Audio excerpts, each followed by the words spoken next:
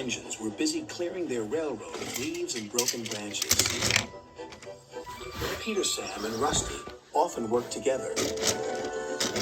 One day, Rusty helped Peter Sam to a water tower.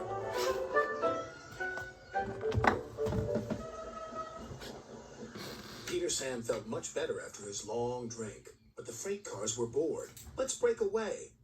Their loads were heavy, and the couplings old. One snapped.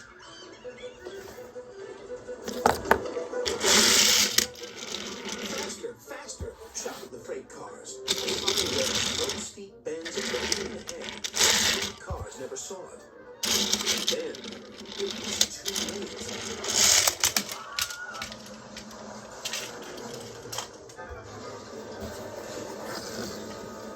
Peter Sam arrived at the scene of the disaster. His driver sighed. This was our fault. We didn't secure them properly. We'll have to get help to pull them out. So Topham Hatt will be very annoyed. And he was. You will work in the yards until I can trust you again. Dunkin was delighted with Peter Sam's dilemma. Fancy not securing your freight cars on a hill. They'll come back to spook you and your special funnel. Woo! And who's to say you're not afraid of ghosts? Snapped Rusty. Ghosts? Things that go bump in the night? Rubbish! Well, I'll tell you a story that will make your funnel quiver, Rusty said. A long time ago, a little engine was returning home. It was a misty, moonlit night. Suddenly, the engine lost control and plunged over the side into the swamps below.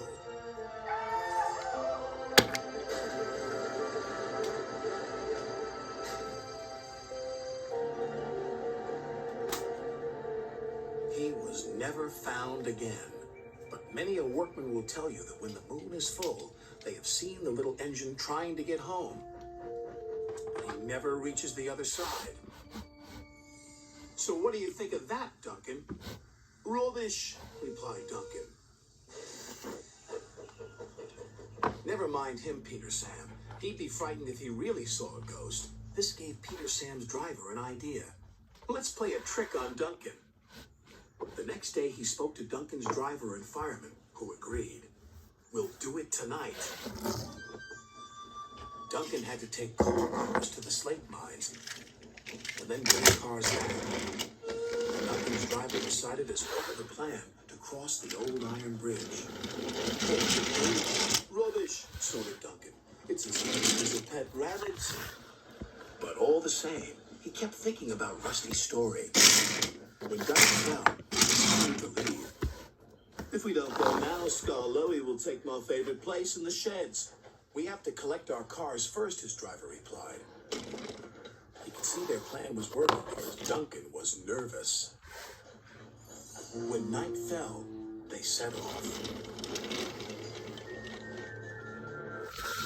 Mists were rising around the old bridge.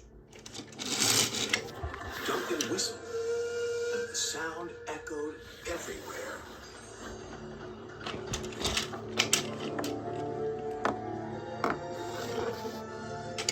Then, ahead, he saw flickering lights. His driver knew they were only insects that shine brightly at night, but to Duncan they looked like an engine. Next, his driver secretly threw a rock from the cab into the ravine below. It's the ghost! Take me back! Take me back, please! When Duncan reached the safety of his shed, he closed his eyes tightly. Spooked, are you, Duncan? Laughed his driver. No, I'm asleep. And Duncan refused to open his eyes. He did, though, when he thought his driver wasn't looking.